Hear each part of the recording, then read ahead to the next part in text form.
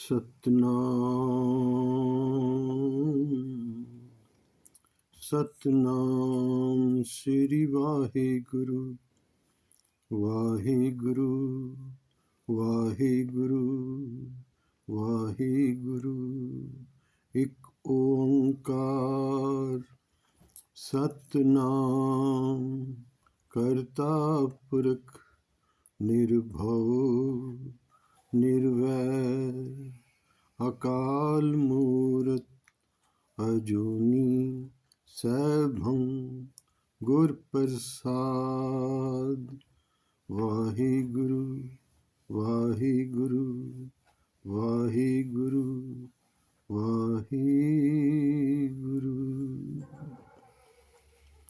गगन दमामा बाजेओ पर्यो निशाने घाव। खेत जो मांडे सूरमा अब जूझन को दाव। सूरा सो पहचानिए जो लर दीन के हित। पुरजा कट मरे कबहू न छाड़े खेत। पुरजा कट मरे कबहू न छाड़े खेत। गुरु प्यारी साध संगत, वाहिगुरु जी का खालसा वाहिगुरु जी की फतेह। आज वो महान दिन है जिस दिन दसम पातशाह साहब श्री गुरु गोबिंद सिंह जी गुरु कलगीधर पातशाह के गृह में माता सुंदर कौर जी की कोख से एक महान वीर बालक ने जन्म लिया, जिनका नाम बाद में चलकर अजीत सिंह रखा गया। अजीत सिंह नाम रखने के पीछे भी जो एक घटना का जिक्र आता है कि जब गुरु साहब पांवटा साहब के स्थान पर कुछ समय के लिए निवास कर रहे थे, जो शिवालिक की फुट हिल्स पर है, देहरादून के नज़दीक। वहाँ पर जमुना नदी के किनारे गुरु साहब ने कुछ समय आवास किया ताकि एकांत में धार्मिक ग्रंथों का अध्ययन भी हो सके और जो सिख नौजवान हैं उनको युद्ध विद्या भी सिखाई जा सके। यहीं पर गुरु साहब के जीवन का पहला युद्ध हुआ, जिसको बंघानी के युद्ध के नाम से जाना जाता है। बड़ा अद्वितीय युद्ध था ये, जिसमें आम नागरिकों ने हिस्सा लिया और अंत में ट्रेंड राजाओं की फौजों ने मुग़ल फौजों के ऊपर गुरु के सिखों की फतेह हुई। और इस फतेह की खुशी में गुरु साहब ने अपने बेटे का नाम अजीत सिंह रखा।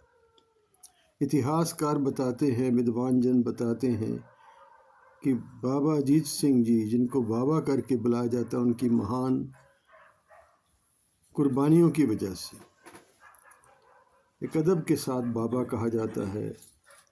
तो उनको बचपन से ही उनका चेहरा बड़ा तेजस्वी और बहुत एक जलाल था उनके चेहरे पर।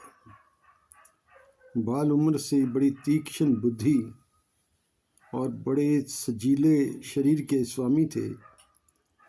बाल उम्र में सारी विद्या गुरु साहब जी की देख रेख में बाबा अजीत सिंह जी ने उस समय के विद्वानों से, जैसे भाई मनी सिंह जी आदि और विद्वान, उनसे सारी प्रारंभिक शिक्षा, गुरबानी की शिक्षा और धर्म ग्रंथों की शिक्षा, साथ में पुरातन इतिहास, पुरातन धर्म ग्रंथ, उनकी सारी जानकारी, दर्शन शास्त्र आदि विषयों पर महारत हासिल की।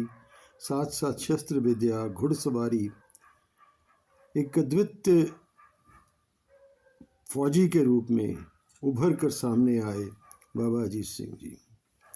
इनके जीवन काल का पहला मुहिम गुरु साहब ने स्वयं इनको सौंपा जब इनकी उम्र केवल 12 वर्ष थी।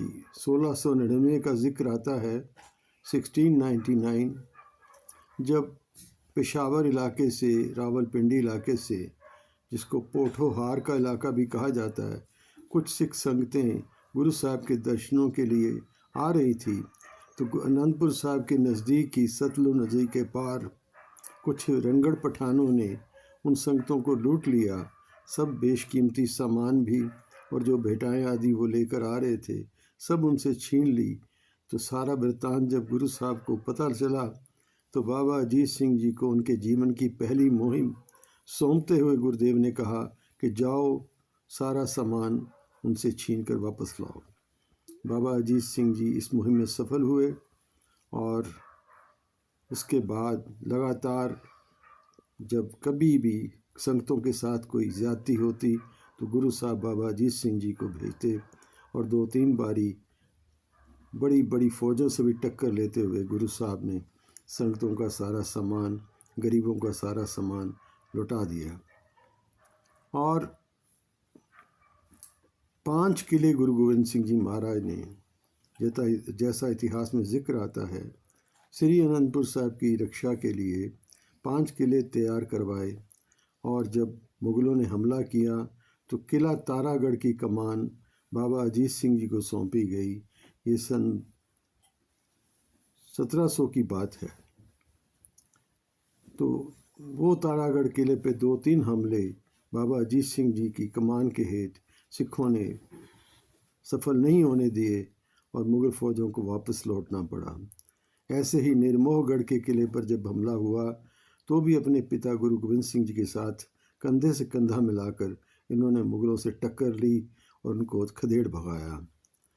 एक दफ़े जब एक गरीब ब्राह्मण जो बस्सी इलाके का रहने वाला था, होशियारपुर में बस्सी गांव में, उसका सारा सामान जाबर खान नामक जागीरदार ने उसका गांव में लूटपाट की और जाबर खान ने इस गरीब ब्राह्मण की पत्नी को भी उठा कर ले गया। ये गरीब ब्राह्मण जब चल के गुरु साहब की शरण में आया तो गुरु साहब ने बाबा अजीत सिंह जी को हुक्म किया कि जाओ इसकी पत्नी भी वापस लेकर आओ और जाबर खान को उचित सज़ा भी दो। तो जब बाबा अजीत सिंह जी बस्सी गांव में पहुँचे 100 सिखों के जत्थे को लेकर, तो जाबर खान ने और पठान बुलाकर हमला कर दिया। उस जंग में बाबा अजीत सिंह की फतेह हुई, जाबर खान मारा गया और बाअदब उस गरीब ब्राह्मण की स्त्री को उस ब्राह्मण के हवाले करते हुए अपना सारा सामान गरीबों का वापस जागीरदार से लेकर बांट दिया गया। जब गुरु साहब को सारा वृत्तांत पता लगा, गुरु साहब ने बहुत खुशी मनाई, स्वागत किया, बाबा अजीत सिंह का सम्मान किया और वो ब्राह्मण भी दुआएं देता गया कि ऐसा ही सिखों का जो जलाल है वो सारी तरफ फैल रहा है। तो जब अनंतपुर साहब के किले को 1704 में घेर लिया गया और लगातार 6 महीने तक मुग़ल और पहाड़ी राजाओं ने किले की घेराबंदी बनाए रखी, तो सिखों ने गुरु साहब से निवेदन किया कि महाराज पशु भी भूखे मरने लगे हैं, किला छोड़ देना चाहिए। और उधर से मुग़ल हाकिमों ने कुरान की झूठी कस्में खाते हुए ये विनती रखी कि अगर आप किला छोड़ दोगे तो हम आपको कुछ नहीं कहेंगे। गुरु साहब ये सब साजिशें जानते थे, लेकिन सिखों के निवेदन पर गुरु साहब ने किला छोड़ने का फ़ैसला किया और 5-6 दिसंबर की रात 1704 में ये किला खाली किया गया। गुरु साहब के साथ साथ और जत्थे भी चले जब, तो पीछे से मुग़लों ने हमला कर दिया, तो सारे गुरसिख, सारे स्त्री पुरुष बड़ी इज़्ज़त से किले से निकल सके, इसलिए उन मुग़लों से टक्कर लेने की जिम्मेवारी बाबा अजीत सिंह जी को सौंपी गई। बाबा अजीत सिंह जी और बाबा उदय सिंह जी ने दरिया सरसा तक जब ये पहुँचे सिखों के काफ़िले, तो वहाँ पर गुरु साहब का परिवार भी बिछड़ गया, लेकिन अमृत वेला हो चुकी थी।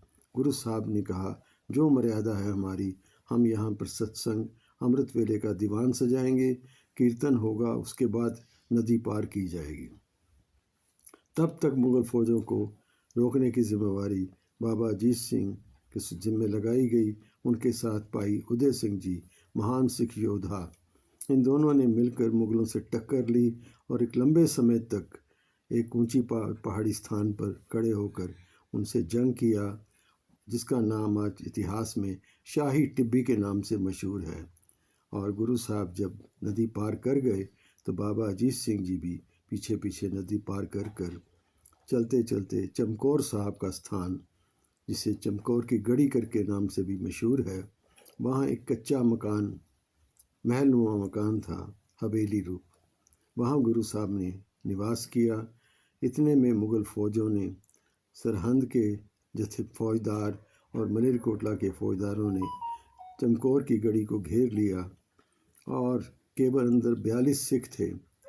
तो गुरु साहब ने जो यहाँ पर मुग़लों से टक्कर लेने का फ़ैसला किया, 5-5 के जत्थों में सिख बाहर आते थे और मुग़लों से लड़ते हुए शहादत को प्राप्त होते थे। इसी घमासान में बाबा अजीत सिंह जी ने विनती की कि महाराज पिताजी, आप मुझे भी आज्ञा दीजिए, मैं भी दुश्मनों से टक्कर ले सकूं। गुरु साहब ने खुशी खुशी अपने बेटे के सर पर कलगी सजाई और मुग़लों को ऐसा लगा जैसे गुरु साहब स्वयं, इतना तेज प्रताप था बाबा अजीत सिंह जी के चेहरे पर कि मुग़लों ने समझा कि शायद गुरु साहब स्वयं आ रहे हैं। तो 5 जत्थों, सिखों के जत्थे के साथ बाबा अजीत सिंह जी ने बहुत बड़ी गिनती के मुग़ल फ़ौजों के साथ टक्कर लेते हुए शहादत को प्राप्त हुए। उसके बाद छोटे साहबजादे बाबा जुझार सिंह जी, जो उम्र में केवल 3 साल छोटे थे बाबा अजीत सिंह जी के, बाबा अजीत सिंह जी की उम्र उस समय 17 वर्ष थी, बाबा जुझार सिंह 14 वर्ष के थे। वो भी पिता से आज्ञा लेकर जंगे मैदान में उतरे और मुग़लों से टक्कर लेते हुए शहादत को प्राप्त हुए। गुरु साहब ने 2 बेटे अपने सामने और अनेकों सिख शहीद होते देखकर परमेश्वर का शुक्र मनाया कि वाहिगुरु, तेरा शुक्र है कि आज धर्म युद्ध में मेरे प्यारे लाल शहादत को प्राप्त हुए हैं, जो क्षत्रिय धर्म का सबसे ऊंचा धर्म है। तो जो जुल्म के साथ टक्कर लेते हुए अपने प्राण देने, ये क्षत्रिय का धर्म है।